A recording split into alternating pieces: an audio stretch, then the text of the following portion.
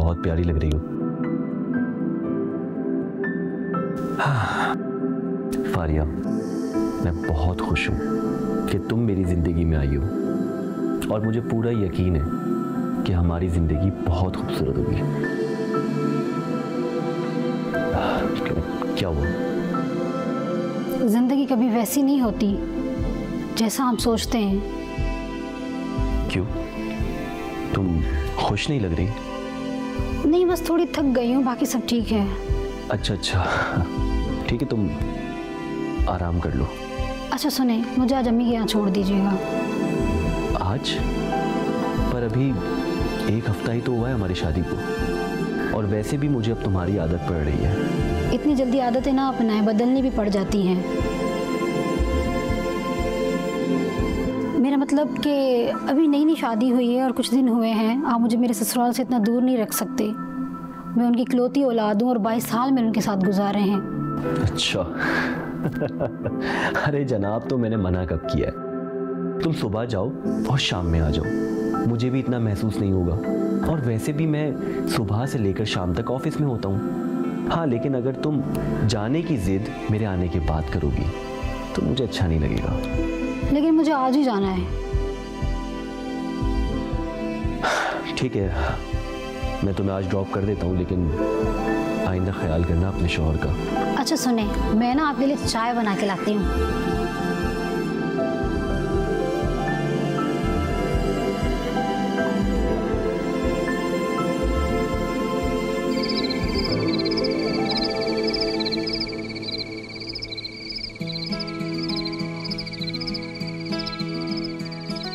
हाँ भाई बेगम, कैसी हो?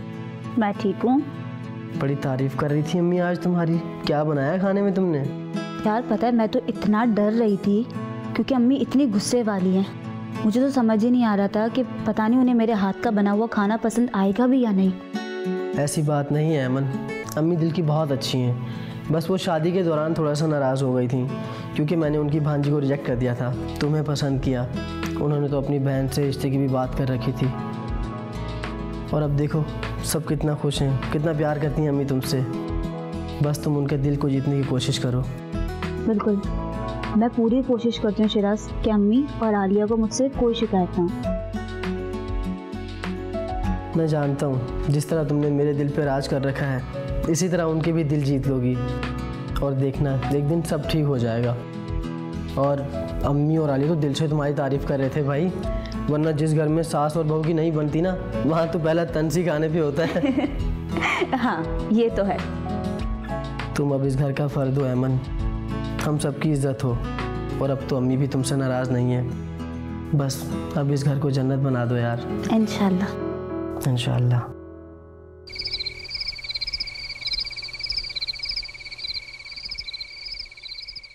अली बेटा, फारिया को छोड़ आए क्या?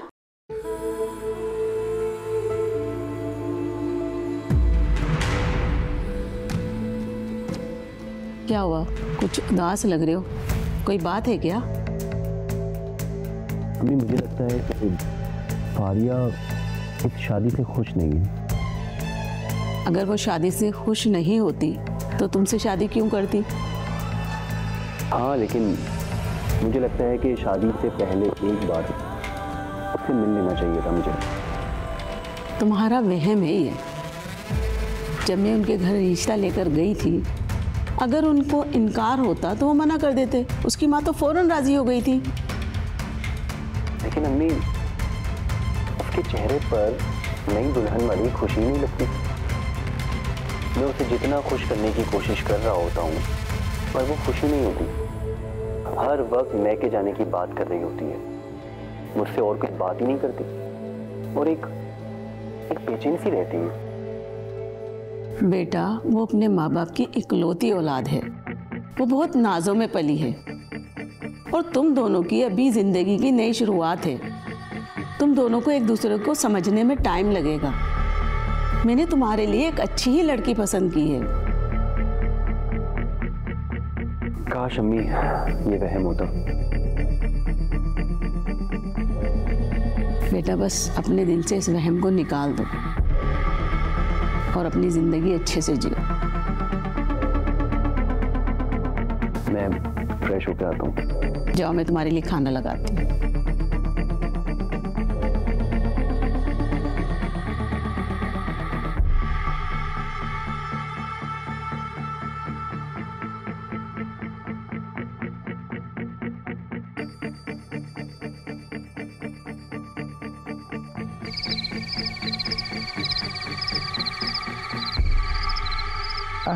गए ये लोग? हाँ अम्मी, गए। भाभी ने भाई को बिल्कुल ही पागल बनाया हुआ है। भाई को भाभी के सिवा कुछ दिखता ही नहीं। अरे ऐसे कैसे तुम बोल रही हो? तुम क्या अपनी माँ को नहीं जानती? इस घर की बहू मेरी भांजी बनकर आएगी। ऐसी चाल चलूंगी कि सांप भी मर जाए और लाठी भी ना टूटे। लेकिन अम्मी, भाभी एक पढ़ी लिखी खातून है और समझदार भी है। भाई की चुंगल से निकालना इतना आसान नहीं होगा। और वैसे भी अम्मी, आप तो हर वक्त भाव भाव करती रहती हैं। अरे यही तो मेरी चाल है। गरम खाना खाओगी ना तो मुंह जलेगा, कोई ठंडा करके खाओ। और जो मैं अब तुम्हें कहूँगी ना वो ही करना है तुमने। बोले क्या करना होगा मुझे? तुम उसके कमरे में जाके मीठी मीठी अच्छी अच्छी बातें करो और माजी की कोई ऐसी बात निकालो कि उसको लेकर हम उसकी ज़िंदगी जीवन कर दें। देखो, एमन पढ़ी लिखी भी है, खूबसूरत भी है और कोई ना कोई आशिक तो ज़रूर होगा उसका। समझ गई मैं।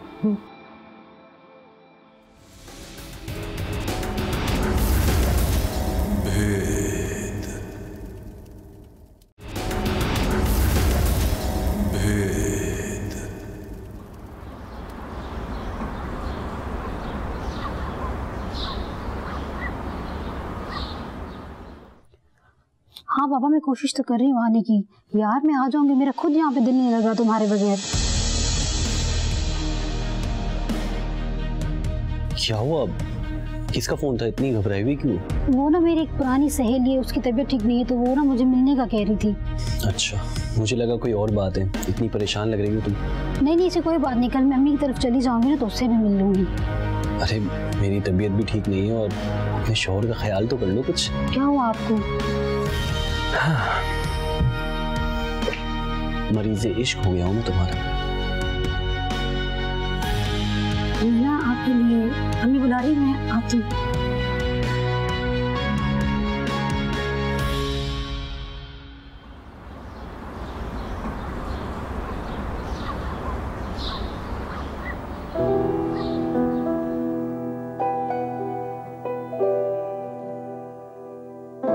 भाभी आप क्या कर रही हैं?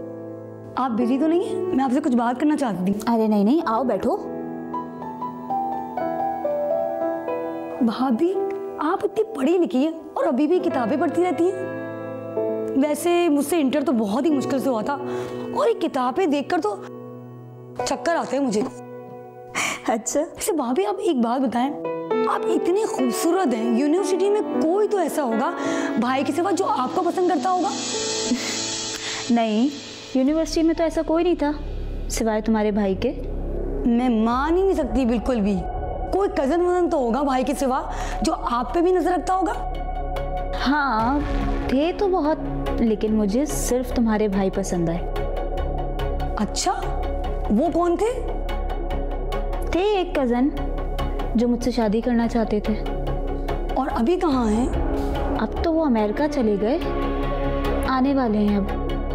हाय, आपने उनका दिल तोड़ दिया। दिल रखा ही कब था कि तोड़ दिया। उन्होंने तो दिल लगाया होगा ना। आप मुझे उनके किस्से बताएं।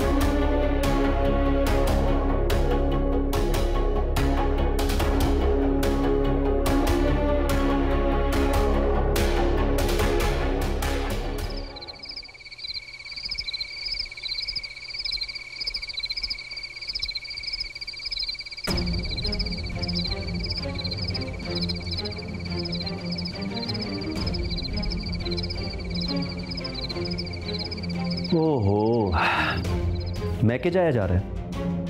वैसे इस महीने में तीसरी बार नहीं जा रही तुम? हाँ क्या करूँ, अम्मी की तबीयत ठीक नहीं है। ओह, आई एम रियली सॉरी। क्या हुआ उनको? अभी तक उनकी तबीयत ठीक नहीं हुई? आपको तो पता है उनकी तबीयत में उतार चढ़ाव आते रहते हैं, अब ज़्यादा तबीयत खराब हो गई है। अच्छा, एक काम करता हूँ, फिर मैं भी तुम्हारे साथ चलता हूँ। वैसे भी काफ़ी दिन हो गए उनसे नहीं मिला। आप क्यों चलेंगे? तकलीफ नहीं करे, मैं आपका पूछ लूँगी और मैं ना जल्दी आ जाऊँगी। अच्छा सुनो, अम्मी को बता के जाना। बता दूँगी। अल्लाह हाफिज़।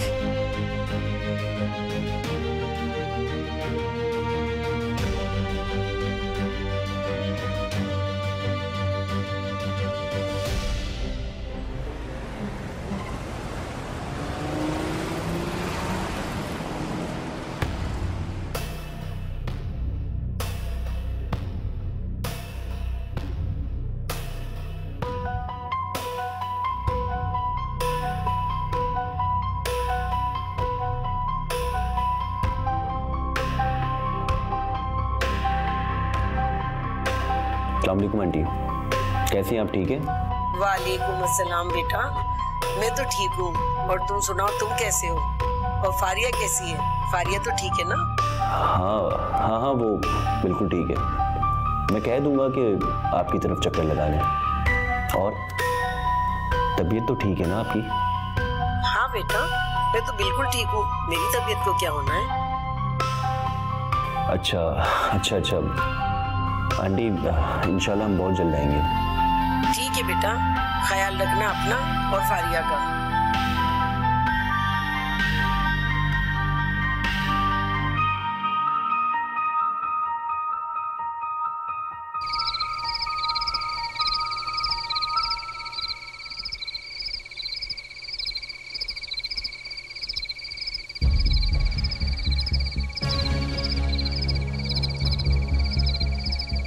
हाय हाय, क्या कह रही हो तुम? मेरा तो दिल ही बैठे जा रहा है। अम्मी तो मैं आपसे झूठ थोड़ी बोल रही हूँ, भाभी ने मुझे खुद बताया था। पर वो है कौन? उसका कज़न जो अमेरिका से आया था। भाभी तो यही समझ रही थी कि वो वापस चला गया और मुझसे शादी नहीं करेगा, लेकिन फिर भाभी ने भाई से शादी कर ली। वैसे भी वो उसको पसंद करती थी और वो भी उसको पसंद करता था। हाय हाय, मेरे बेटे को बलि का बकरा क्यों बनाया? वो अमेरिका चला गया था, लेकिन भाभी यही समझ रही थी कि वो उसको धोखा दे रहा है, लेकिन अब वो वापस आ गया है। भाभी से छुप छुप कर फोन पे बातें कर रहा था, मैंने खुद इन कानों से सुना है। भाभी को भाई से जल्दी शादी होने पर बहुत अफसोस हो रहा था। वैसे भी भाभी बहुत ही खूबसूरत हैं, उनके पास सिर्फ भाई नहीं बल्कि एक से बढ़कर एक आशिक है। आप खुद सोचे ना। मेरा दिल तो बैठे ही जा रहा है सारी बातें सुनने के बाद। बस इस बात को यहीं पर ख़त्म कर दो। मैं नहीं चाहती कि ये बातें मेरे बेटे के कानों तक पहुँचें। अम्मी, भाभी भाई को धोखा दे रही हैं। बस सालिया, खामोश हो जाओ, समझी तुम? मैं अपने बेटे को दुखी नहीं देखना चाहती। मुझे तो अंदाज़ा ही नहीं था कि इस मासूम शक्ल के पीछे एक मक्कार चेहरा छुपा हुआ है। तौबा तौबा। अस्सलाम वालेकुम। वालेकुम अस्सलाम।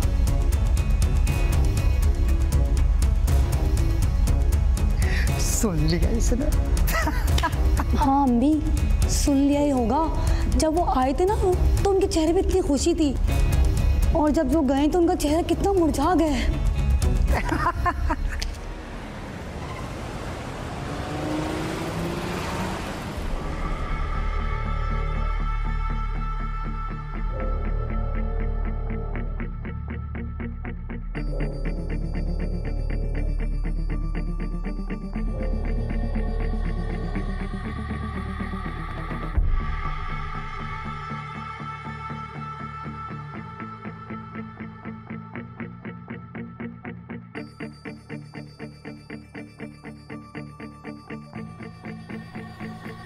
जब कोई इस तरह का केस सामने आता है कि एक पार्टनर ने या एक साथी ने बेवफाई की है, तो जो दूसरा साथी होता है वो रिश्ता टूट जाने के बाद भी काफ़ी अरसे तक दूसरों पर भरोसा नहीं कर पाता। जैसे ख़ानदान वाले या माशरे वाले ये सलाह पेश करते हैं, ये मशवरा देते हैं कि भाई तुम अब घर बसा लो, लेकिन उस लड़के या उस लड़की का जवाब क्या होता है कि मैं अब किसी पे एतबार नहीं कर सकता या एतबार नहीं कर सकती, क्योंकि ये जो बेएतबारी उसके अंदर पैदा हुई है वो अपने पहले साथी की बिना पर पैदा हुई। और ये इंसानी नफ्सियात है कि वो अपनी तकलीफ़ को भूलने के लिए काफ़ी टाइम लेता है। तो नफ्सियात की रौ से भी उसका दिमाग इस प्रेशर से या इस तकलीफ़ से निकलने में काफ़ी टाइम लगा देता है। और अगर इखलाकी तौर पे देखा जाए तो इखलाकी तौर पे भी यही है कि जब हमें किसी की तरफ से तकलीफ मिलती है तो हम उसको भूलने में काफ़ी टाइम लगाते हैं बनिस्बत उस सहूलत के जो हमें किसी दूसरे की तरफ से मिले, क्योंकि बताया गया है कि इंसान नाशुक्रा है, वो नेमतों की इतनी शुक्र अदा नहीं करता जितना कि जो उसके साथ कोई ख़राब सिचुएशन हो जाए उस पर वावेला मचाता है।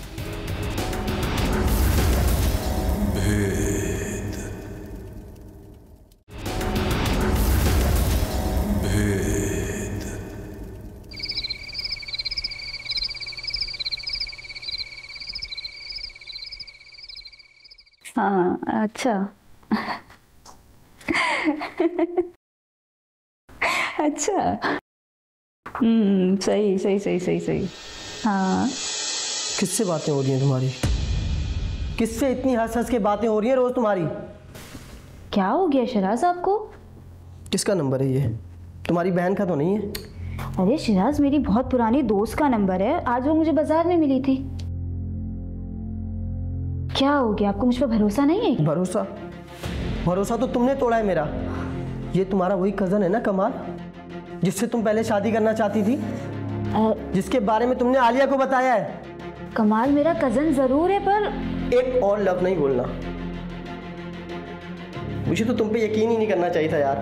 अम्मी और आलिया सही कहती हैं, तुम छुप छुप कर कमाल से बातें करती हो, तो फिर मुझसे शादी क्यों की? यार अम्मी और आलिया झूठ कह रही है। Shut up! अम्मी ने तो मुझसे कोई बात तक नहीं की यार। वो तो मैं हूँ अंधों की तरह तुम पे भरोसा करता हूँ। उनको तो शर्म आ रही है ये सब कुछ बताते हुए भी, क्योंकि पसंद जो हो तुम मेरी, पता नहीं और कितने आशिक होंगे तुम्हारे। बस शिराज बस, अब एक और लफ्ज नहीं सुनूंगी मैं अपने किरदार पर। सुनोगी तो तुम तब ना, जब मैं तुम्हें यहाँ रखूंगा, यहाँ रहने दूंगा। मैं तुम्हें अभी इसी वक्त तलाक देता हूँ, तलाक देता हूँ, तलाक देता हूँ।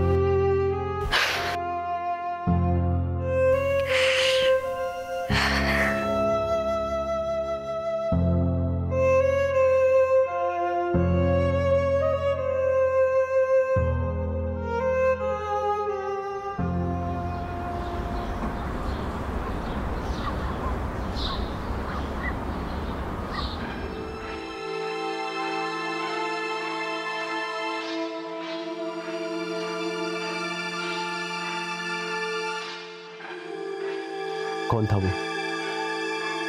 कौन? जिसके साथ तुम बाइक पर आई हो। आपको कोई झूठ मत बोलना, मैंने खुद तुम्हें अपनी आंखों से देखा है। ओहो, तो तुम मेरी जासूसी कर रहे थे? बेहया औरत, शर्मिंदा होने के बजाय तुम मुझ पर इल्जाम लगा रही हो। एक शादीशुदा औरत हो तुम, मेरी बीवी हो, और ये किससे छुप छुप कर मिल रही हो? देखो अब तुम्हें सारा पता चल गया है ना, तो मुझे आजाद कर दो।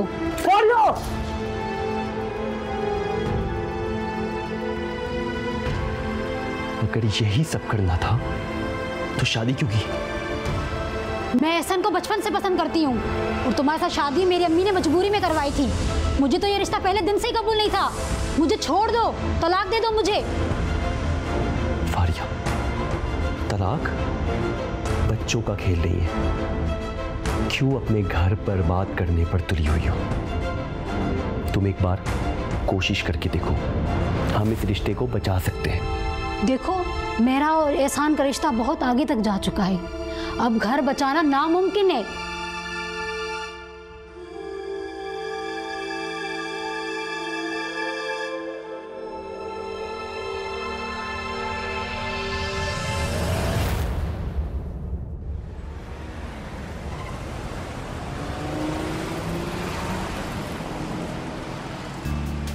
तुम यहाँ नहीं आई हो ना? मैं अली हूँ, प्रोजेक्ट मैनेजर। अगर कोई भी काम में मुश्किल हो तो तुम मुझसे पूछ सकती हो। जी बिल्कुल, ज़रूर। मैं ईमन हूँ, मुझे यहाँ काम करके बहुत अच्छा लग रहा है, और आपसे मिलकर भी काफ़ी अच्छा लगा। मुझे भी। आज का दिन कैसा रहा? अच्छा रहा, बस सब कुछ नया नया है ना, तो कोशिश कर रही हूँ सब कुछ जल्दी समझ जाऊँ। आप फिक्र मत करें, सब कुछ ठीक हो जाएगा। वैसे भी माहौल में ढलने के लिए कुछ वक्त ज़रूर लगता है। वैसे आप लाहौर से ना? जी। तो कराची में जॉब करने की कोई खास वजह? कभी कभी माहौल बदलने के लिए शहर बदलना पड़ता है। कॉफी मंगवाता हूँ, फिर प्रोजेक्ट की बात करते हैं। जी।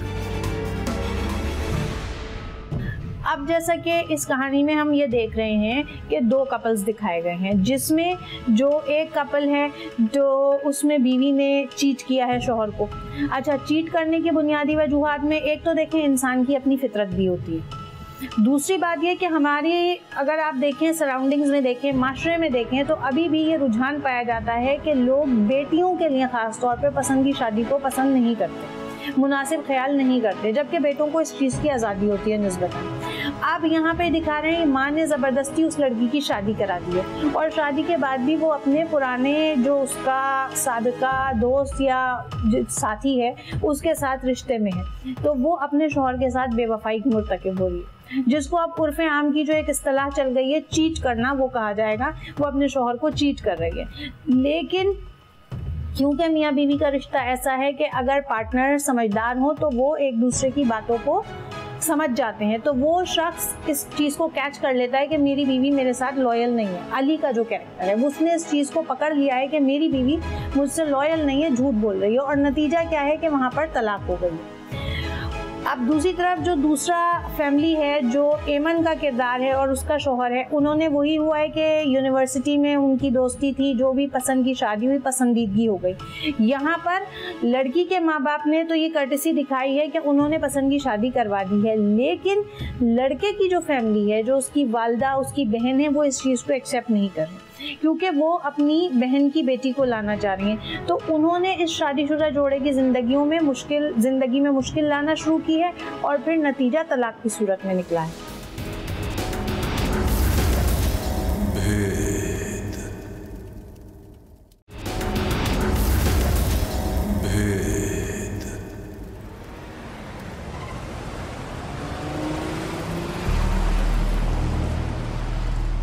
वैसे मैं काफी दिनों से एक बात नोट कर रहा हूं कि तुम कुछ कहना चाह रही हो पर कह नहीं पा रही।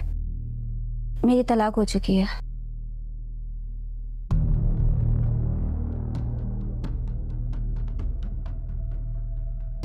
अब मेरी कराची आने की एक खास वजह यह भी है कि मैं अपना तल्ख माजी भूलना चाहती हूँ। सुनकर बहुत अफसोस हुआ। वैसे मैं भी इसी तकलीफ से गुजरा हूं। हम दोनों एक ही कश्ती के सवार हैं। क्या मतलब? मतलब ये कि मेरी भी तलाक हो चुकी है और मेरी अरेंज मैरिज हुई थी, लेकिन मेरी बीवी पहले से ही किसी और को पसंद करती थी, बस चली गई उसी के पास। पर मेरी तो लव मैरिज थी। शराज मुझे बहुत चाहता था, पर मेरी सास और नन ने उसके दिल में शक का ऐसा बीज बोया जो मैं कभी काट ही ना सकी। लेकिन ऐसी कैसी मोहब्बत थी कि उसने तुम पर एतबार तक नहीं किया?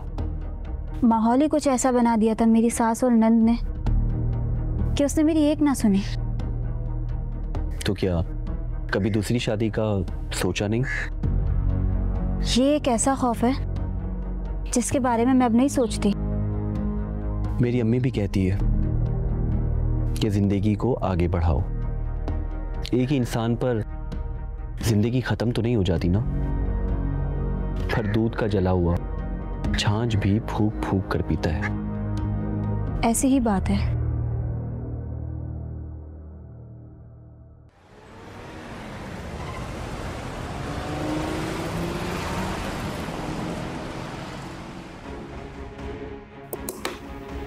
ओह हेलो मैडम, किन सोचों में गुम हो?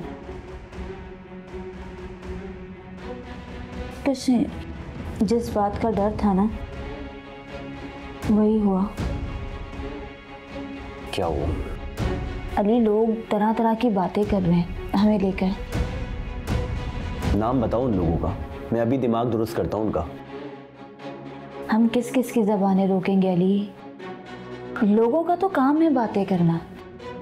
आप क्यों गुस्सा कर रहे हो? यार उन लोगों को शर्म आनी चाहिए कि एक शरीफ लड़की पर इल्जाम लगा रहे हैं। जो लोग हमारी जिंदगियों से मुंसलिक थे, जब उन्होंने ही हमारे बारे में नहीं सोचा तो ये लोग क्यों सोचेंगे? नहीं अमन, इस तरह की बातें तुम्हारे किरदार के लिए मैं बर्दाश्त नहीं कर सकता। अली, हम कुछ नहीं कर सकते। कर सकते, उनका मुंह बंद कर सकते। और वो कैसे? मुझसे शादी करोगी अमन?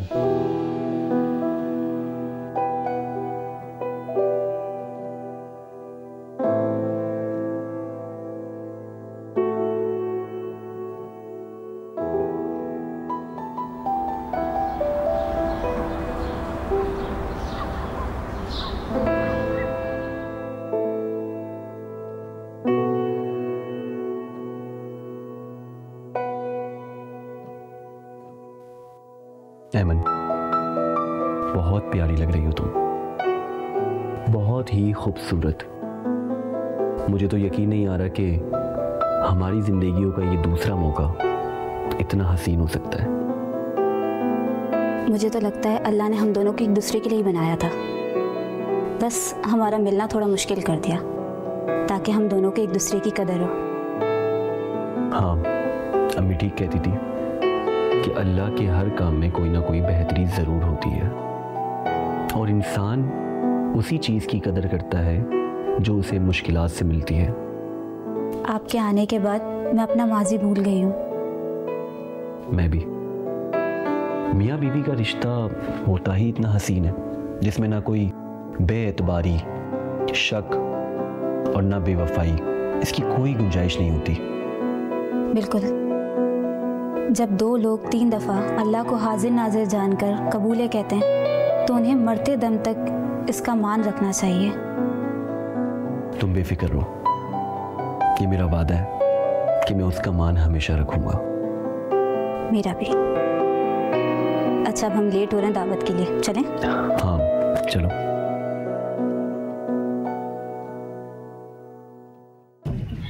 अब जब ये नतीजा इस तरीके से निकला है कि दो खानदान टूटे हैं और ये दो टूटे हुए खानदान के 2 अफराद जो कि बेकसूर होते हुए भी अपना घर टूटने की तकलीफ बर्दाश्त कर रहे हैं, ये इत्तेफाक ऐसा है, कुदरत का एक इत्तेफाक का ये, क्योंकि कुदरत बहुत सारे इत्तेफाकात ऐसे करती है जो इंसान की ज़िंदगी को संवार देते हैं। एक ऑफिस में मिल गए हैं, अब वहाँ पर क्योंकि एक जैसे हालात हैं तो एक दूसरे के मसाइल को समझ रहे हैं और उसी पर इनकी गुफ्तगू है, एक दूसरे के लिए दिलों में हमदर्दी है। लेकिन क्योंकि हमारे माशरे में अगर कोई नॉर्मल किस्म की भी बात लड़का और लड़की करते हैं तो उसको फ़ौरन एक गलत नज़र से देखा जाता है, गलत उसको रुख दे दिया जाता है। यहाँ भी वही हुआ है कि दफ्तर में मुख्तलिफ तरीके से लोगों ने चेमेगोइयाँ शुरू कर दी।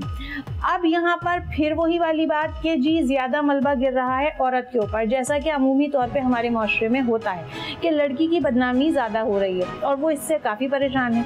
तो फिर क्योंकि वो लड़का अली एक अच्छे कैरेक्टर के तौर पर दिखाया गया है तो वो एक मुखलिसाना तौर पे उसको पेशकश करता है, क्योंकि वो भी उसका दर्द समझता है, उसकी तकलीफ को समझ रहा है, इसी बिना पर इनकी अंडरस्टैंडिंग हुई है, उसको शादी की पेशकश करता है।